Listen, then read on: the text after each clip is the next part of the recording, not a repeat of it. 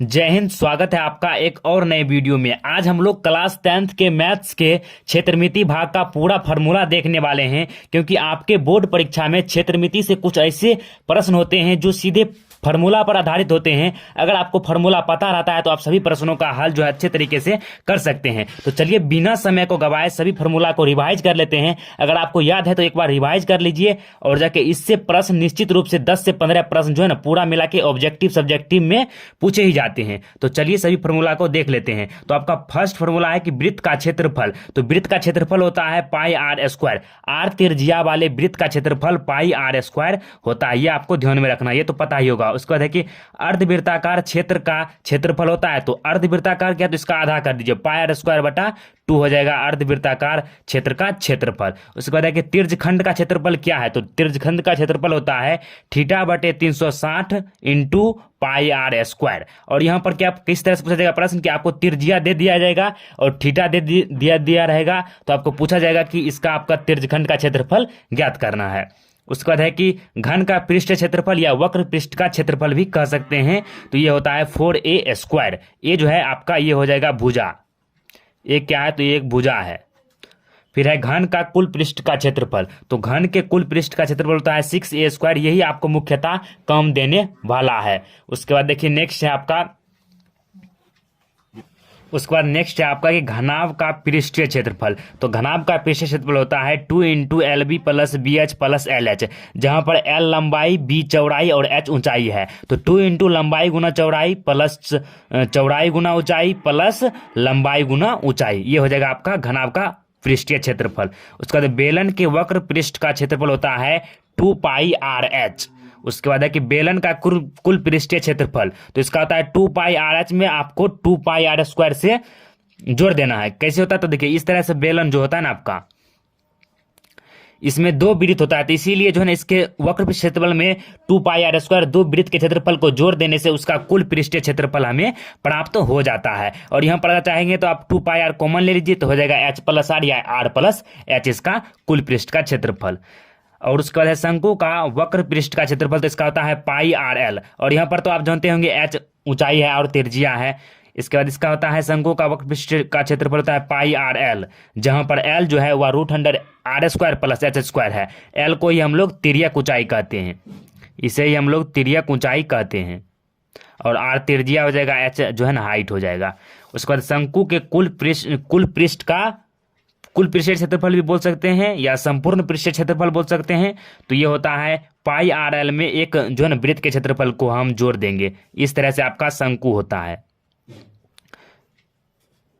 तो इसमें हम लोग क्या करेंगे, पाई R वर्ग पृष्ठ क्षेत्रफल में एक वृत्त के क्षेत्रफल को जोड़ देने से हमारा कुल पृष्ठीय क्षेत्रफल प्राप्त हो जाएगा शंकु का। इसे इस तरह पे ही लिख सकते हैं, पाई R को कॉमन लेकर L प्लस R। उसके बाद नेक्स्ट है आपका गोला का क्षेत्रफल। तो गोला का क्षेत्रफल पता ही है 4 पाई R स्क्वायर। फिर उसके बाद अर्धगोला का क्षेत्रफल, तो इसका आधा 2 पाई R स्क्वायर।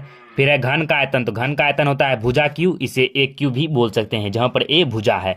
उसके बाद है घनाभ का आयतन। तो घनाभ का आयतन LBH लंबाई गुने चौड़ाई गुने ऊंचाई। इससे प्रश्न रहेगा कि लंबाई चौड़ाई और ऊंचाई दिया रहेगा और क्या घनाभ का आयतन ज्ञात करें, तो आराम से ज्ञात कर सकते हैं।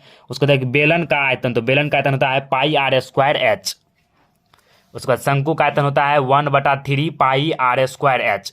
इसमें इस तरह से भी लिख सकते हैं, पाई R स्क्वायर H/3 जो है यह हो जाएगा आपका शंकु का वॉल्यूम। शंकु का जो है ना ये आयतन हो जाता है। इस तरह से भी आप इसे लिख सकते हैं। उसके बाद देखिए नेक्स्ट है, उसके बाद 17 नंबर का फॉर्मूला है कि गोला का आयतन क्या होता है। तो गोला का आयतन 4/3 पाई RQ होता है। उसके बाद अर्धगोला का आयतन, तो इसका आधा कर दिए 2/3 पाई RQ हो जाएगा अर्धगोला का आयतन। फिर ये जो मोस्ट है ना, ये सीधे आपको ऑब्जेक्टिव में पूछ दिया गया था कि शंकु के छिन्नक का आयतन बताएं, शंकु के छिन्नक का वक्र पृष्ठ का क्षेत्रफल बताएं। ये 2 प्रश्न अक्सर पूछे जाते हैं। तो शंकु के छिन्नक का जो आयतन होता है वह पाई H/3 into R square plus small R square plus capital R into small R। और ये हो जाएगा घन इकाई, क्यूब में हो जाएगा, क्योंकि यह आयतन है। तो आयतन होता है क्यूब में इसका यूनिट। तो जहां पर जो है R जो है शंकु के छिन्नक का आधार है, R जो है शंकु के सिरे का त्रिज्या है, H ऊंचाई है और L तिर्यक ऊंचाई, ये तो आपको पता ही है। उसके बाद देखिए नेक्स्ट है आपका कि शंकु के छिन्नक का वक्र पृष्ठ का क्षेत्रफल। तो pi L into R capital R plus small R square unit, जो है ना क्षेत्रफल का होता है स्क्वायर यूनिट मात्रक, तो ये स्क्वायर यूनिट लग जाएगा। उसके बाद 3 फॉर्मूला जो है ना मोस्ट इंपॉर्टेंट है, जो ऑब्जेक्टिव में पूछा जाता है और एक सब्जेक्टिव में 2 नंबर का रहता है, दूरी सूत्र ज्ञात करने का। तो दूरी सूत्र का फॉर्मूला होता है कि अगर 2 पॉइंट आपको दिया गया है, जैसे मान लीजिए P दिया है और Q दिया है, इसका x1 और y1 है निर्देशांक और इसका है x2 y2, तो इसका PQ जो है ना दूरी सूत्र हो जाएगा x1 माइनस x2 का whole square plus y1 minus y2 का होल स्क्वायर। कभी कभी विशेष स्थिति में हम लोग x2 माइनस x1 का whole square plus y2 minus y1 का होल स्क्वायर भी कर सकते हैं। फिर मूल बिंदु O है ना, जीरो से मूल किसी बिंदु P की दूरी करेंगे। देखिए यहाँ पर हो जाएगा ये x1, इसे अगर मान लेते हैं, इसे y मान लेते हैं, तो घटाइएगा तो इसमें तो 0 ही हो जाएगा, इसीलिए इसका सीधे हो जाता है फॉर्मूला √x² प्लस y²।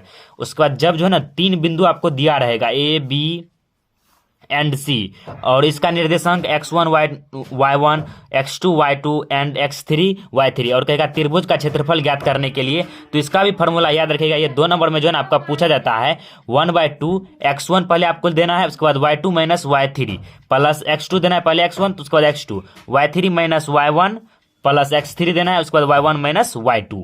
तो यहाँ पर आपको एक नंबर याद रखना है, पहले 23 रखना है इसमें याद, 23 31 12 23 31 12 ये नंबर आप याद रखिए, आप घटाकर y में कर सकते हैं। तो इस तरह से आप जो है ना पूरा फार्मूला के बेस पर आधारित प्रश्नों को अच्छे तरीके से हल कर सकते हैं। तो आज की इस वीडियो में बस इतना ही, मिलते हैं नेक्स्ट वीडियो में, तब तक के लिए जय हिंद जय भारत।